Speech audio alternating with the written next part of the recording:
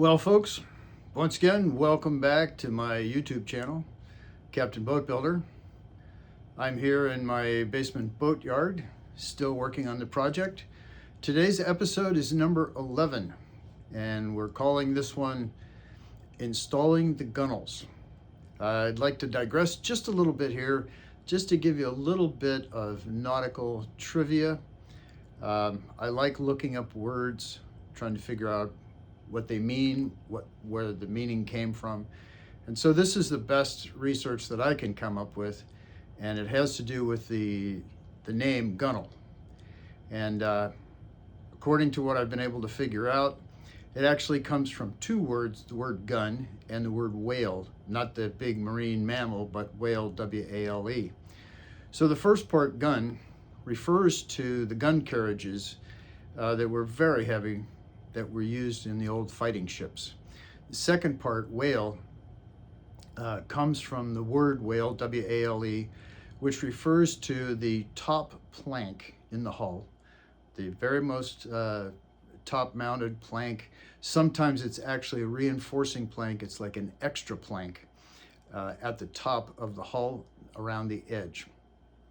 So the expression gunnel, which really comes from the word that looks like it should be pronounced gun whale, refers to the very heavy reinforcing top plank on fighting ships that was used to support the gun carriages. So that's at least one explanation for the word in the expression gunnel. Now, there is a corresponding reinforcing plank that's on the inside of the planking. In the Viola 14, it's referred to as the deck cleat. It's also sometimes referred to as the in-whale. So it's the whale, the top plank, on the inside of the deck planking. It's interesting that it is pronounced in-whale and not inel, or inwell. I'm not sure exactly why that is. But anyhow, today we're going to talk about installing the gunnel. And even though these are just two small pieces of wood that run the entire length of the boat, getting them in the proper position was very time consuming. And they're important because cosmetically they define the edge of the boat, the curved part of the top of the hull. But they're also quite structural, and you'll see that after you install them, the boat will get much, much stiffer.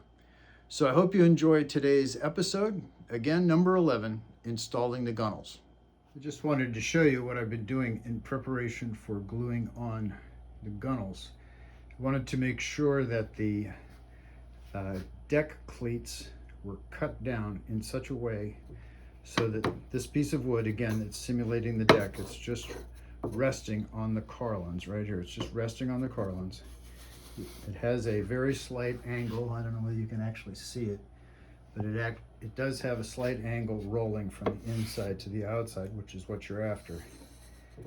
And I've had to do quite a bit of work adjusting the thickness of these deck cleats, which is also called the in-whale, so that when the deck lays down like this, it's almost exactly the same height as the top of the hull. And so what I've done is I've spent a tremendous amount of time with a plane, a chisel, and sandpaper, and a scraper, adjusting the thickness of these deck cleats here so that the deck itself will lay down right even with the top of the top sides. And you see, you can just slide this piece along just like this, and you get a nice even fit all the way around. So that took quite a bit of time, and I'm going to be gluing on the gunnels pretty soon, and it looks like we're starting to get a pretty nice fit. But this process of reducing the material on the deck cleats so that the deck would lay down even with the top of the top sides took a lot of time. Got a nice result. I don't know whether you can see it here, but another thing that I tried to do was I tried to very carefully sand, and I used a plane just a little bit. I was trying to sand this particular edge right here, this edge, because that's the edge that the gunnel is going to be connected to. So I was trying to get a smooth curve all the way around.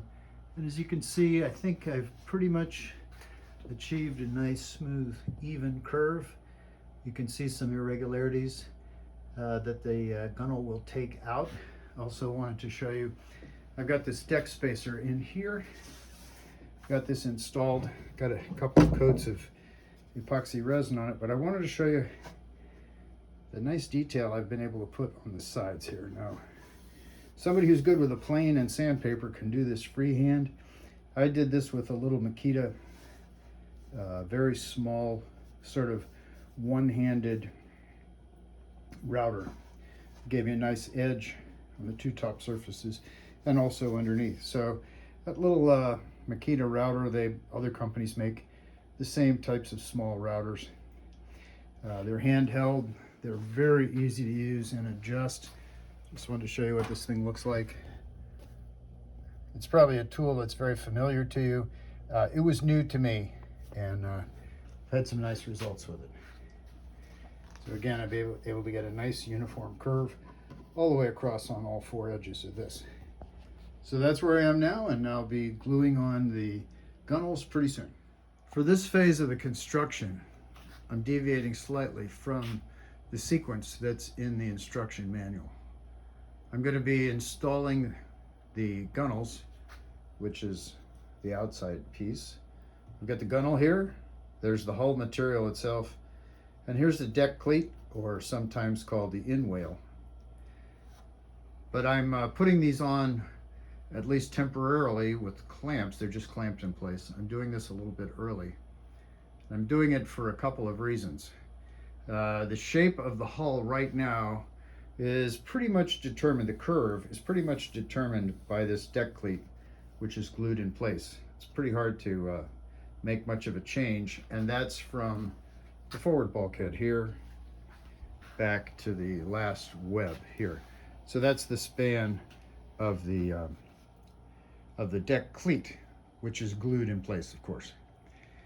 But what I've seen is that when you start putting the gunnels on, and you can see I've got them on temporarily with clamps, since the gunnel is trying to, the piece of mahogany is trying to straighten itself out, what it's doing when you clamp it into position is it's pushing this part around the middle of the boat. It's actually pushing this in because it's trying to stay straight. And at the same time, at both ends, this end here at the bow and also back in the stern, it's actually pushing out. So what it's doing is it's making the hull a little bit wider at the top. And so I wanted to be sure that the hull was spread and compressed correctly to get a nice even curve. Also, this temporary use of the gunnels is designed so that you get the correct spread in the front of the boat here, where you're going to put the you're going to install the deck strap right here, and you want to be sure that the hull is spread open wide enough. So I'm slightly deviating from the sequence, and again, the one thing I noticed when I started clamping the gunnel in place, the effect in the back of the boat was it took this dimension, which is from this corner, back corner of the deck, over here to that one. It was a little bit short on the 517 millimeters that's required by the plan. Apparently this is a pretty critical dimension. And what I found was when I started clamping on the gunnel and it started spreading the boat out in the back, you can see here, just when I'm doing this, you can see how it moves the boat around. So in my opinion, you want to have the gunnels on and glued in place to really firm up the boat before you put the deck on and before you put the side tanks, the side pieces for the flotation tanks. So I'm deviating from the sequence just a little bit.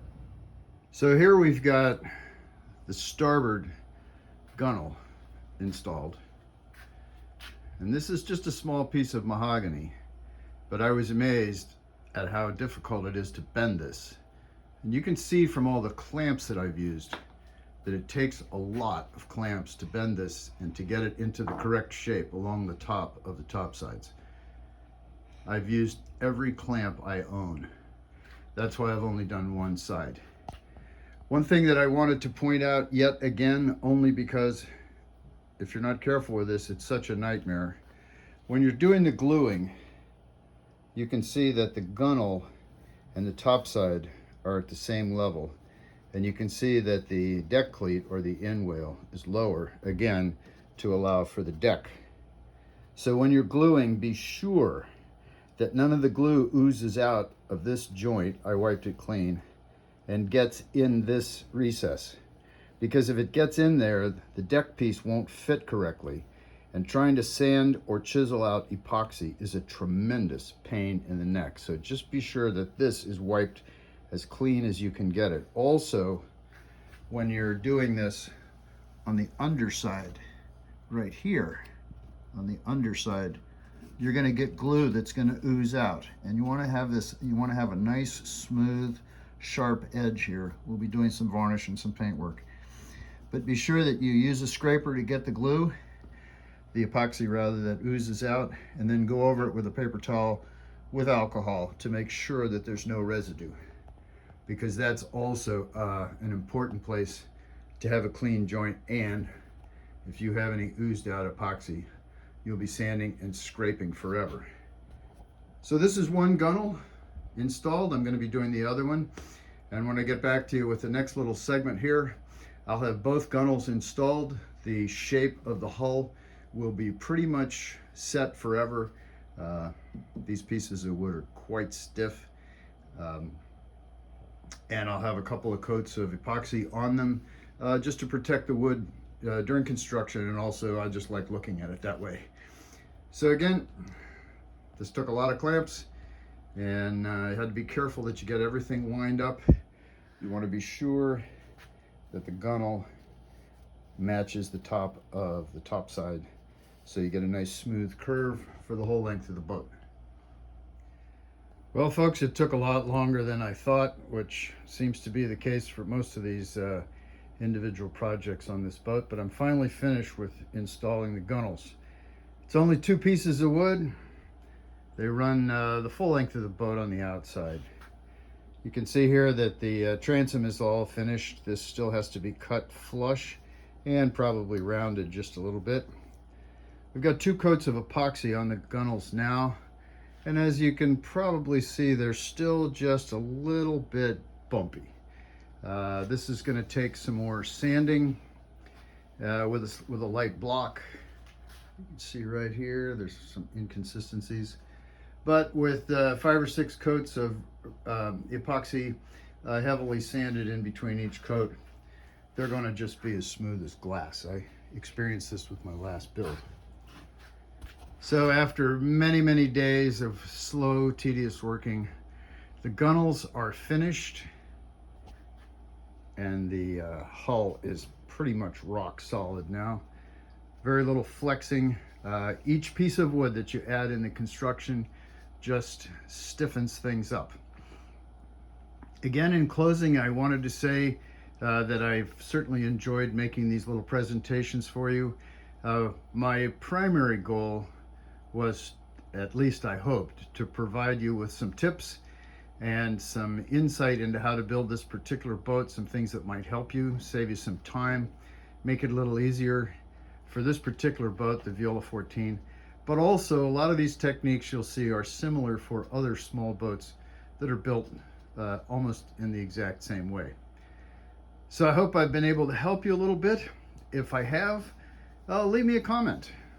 Let me know how your build is going, and let me know if I was able to help you on any of these things. So again, thanks for watching.